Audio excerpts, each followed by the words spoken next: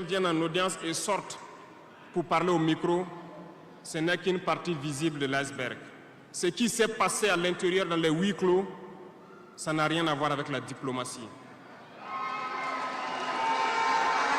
Et nous sommes donc inscrits dans cette logique de dire clairement les choses au peuple. Certains vont nous critiquer, d'autres même iront à dire que non, un chef d'État ne doit pas parler comme ça, un chef d'État ne doit pas faire ça. Mais nous leur disons que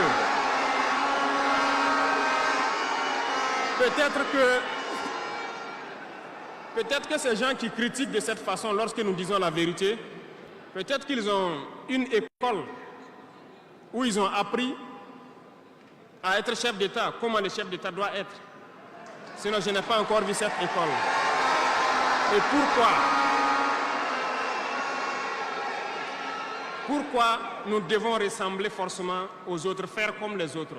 Nous voulons créer notre modèle, notre identité. Et je pense que le Burkinabé, par définition, c'est l'homme intègre. Nous voulons la vérité. Et lorsqu'il y a la vérité qui sort, même si nous avons fauté, il faut que nous ayons le courage de venir vous dire sur tel côté nous avons fauté, nous demandons pardon. Si vous nous pardonnez, vous nous pardonnez. Mais nous ne voulons plus nous inscrire dans cette diplomatie mensongère. Nous avons, dans une interview, parlé du régime ivoirien. Certains Burkinabés sont montés sur leurs chevaux et critiqués. Je le dis, j'insiste et je persiste. Nous n'avons rien contre le peuple ivoirien, mais nous avons quelque chose avec ceux qui dirigent la Côte d'Ivoire.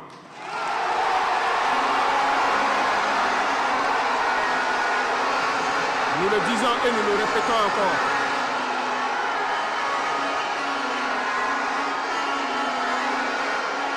Laissez-moi vous dire quelque chose. Permettez-moi de vous dire quelque chose. Il y a bel et bien à Abidjan un centre des opérations pour déstabiliser notre pays. Personne ne peut le nier et nous vous ferons les preuves dans les jours suivants. Nous vous montrerons des preuves physiques. Vous allez comprendre de quoi nous parlons. Personne ne viendra nous dire qu'au Bénin, il n'y a pas de base française dirigée contre nous. Nous avons les preuves sous la main. 2 bases importantes.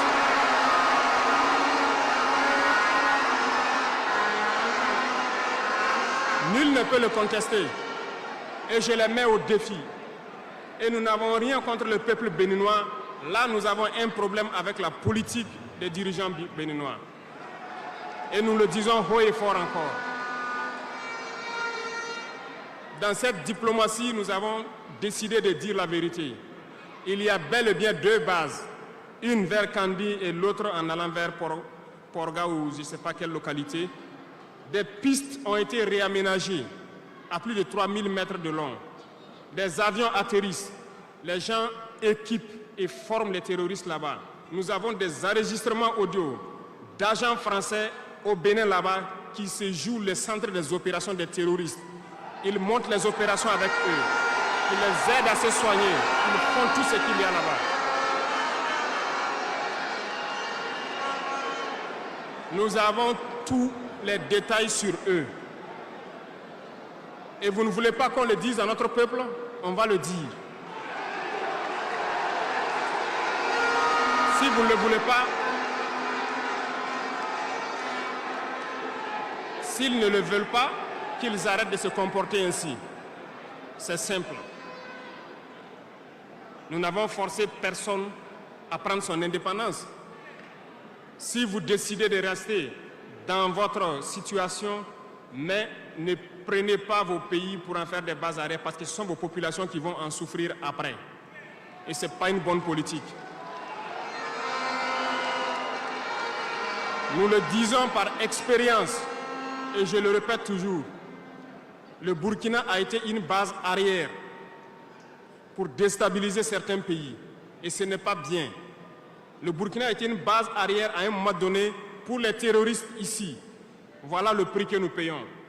Donc, pour prévenir les peuples de ces pays dont je parle, doivent parler à leurs dirigeants et qu'ils arrêtent cette politique parce que ça ne les arrange pas du tout.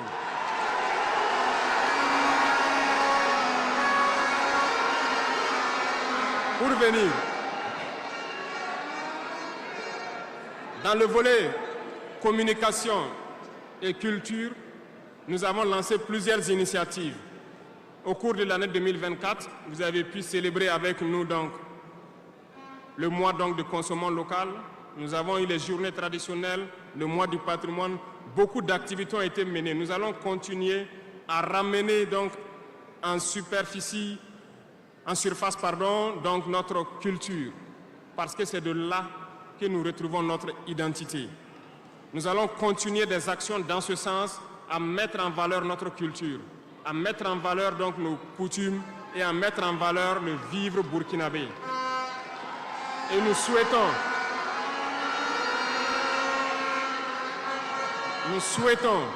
que chacun soit acteur de l'émergence du Burkina Faso à travers sa manière de communiquer. Parce que tout se trouve dans la communication aussi. Vous avez suivi dernièrement la guerre communicationnelle qui a été dressée contre nous et ça continue, ça ne va pas s'arrêter. Et je souhaite que tous ceux qui sont dans la communication puissent être professionnels. Lorsque nous voulons poser un acte communicationnel, qu'on se pose la question, est-ce que c'est pour la patrie ou contre la patrie, avant de poser l'acte. Peu importe. Vous pouvez ne pas nous aimer, moi, ma personne. Vous pouvez ne pas m'aimer, mais vous devez aimer votre pays. En me faisant du mal, il ne faudrait pas confondre le pays. Et donc, la politique dans le domaine de la communication va devoir aller dans ce sens-là. Et nous serons obligés donc de recadrer la communication sur tous les aspects. Et c'est cette ligne de conduite qui sera donc adoptée. Nous n'allons pas permettre à ce que des Burkinabés communiquent contre le Burkina Faso. Nous allons toujours nous inscrire dans l'éveil des consciences. Nous devons pouvoir sensibiliser les masses populaires pour que les gens comprennent pourquoi nous devons nous battre sur tous les volets. Revenant au domaine donc de l'agriculture, comme vous pouvez le constater, nous avons lancé des initiatives depuis 2023 et cette année, l'offensive a été lancée. Ça se passe plus ou moins bien. J'aimerais donc que les gens comprennent que nous avons décidé d'accorder une grande part de notre budget et de notre temps aussi au monde agricole. Parce que plus de 90% de notre population est paysanne. Mais pendant des décennies, ils n'ont jamais senti l'intéressement donc à leur public. Et c'est pourquoi nous avons décidé d'entreprendre un certain nombre d'initiatives, d'actes que nous posons.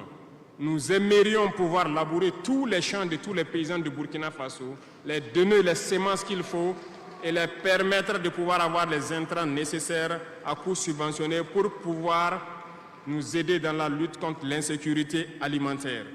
Parce que l'autosuffisance alimentaire est un droit. C'est dans ce même sens que nous avons créé dernièrement l'ONBA, l'Office national d'aménagement des barrages hydro-agricoles. Nous allons l'équiper parce que tous êtes témoins dans vos différentes régions que nous avons beaucoup retenu d'eau, beaucoup de barrages, mais qui sont ensablés, qui sont bouchés. Et nous avons la possibilité de faire d'autres barrages.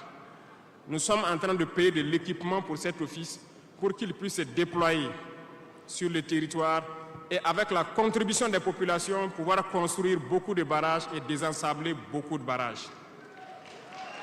Nous allons poursuivre ce combat. Nous allons poursuivre ce combat jusqu'à l'atteinte de l'autosuffisance alimentaire et que nos populations puissent manger à leur faim. Dans le domaine donc, des infrastructures, nous avons un manque crucial de routes.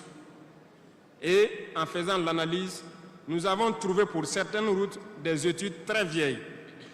Et pour d'autres, il n'y a pas d'études. Nous ne pouvons pas construire une route sans avoir des études. Les études sont préalables.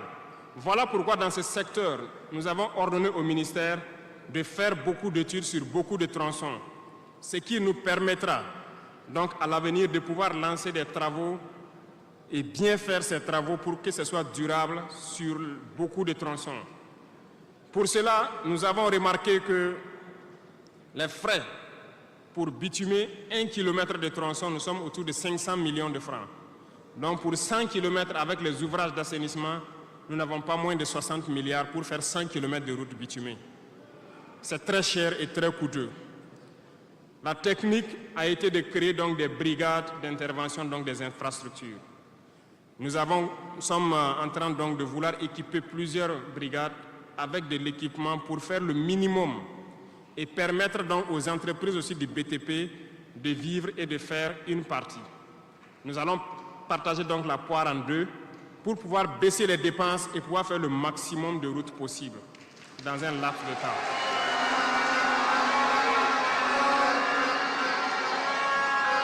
Cela donc a déjà commencé et nous allons poursuivre au cours donc de ces 5 années dans ce processus pour que dans toutes les régions, nous puissions quand même pouvoir rallier le maximum de chefs-lieux de province et que nous puissions faire écouler nos marchandises et que les personnes puissent se déplacer sereinement.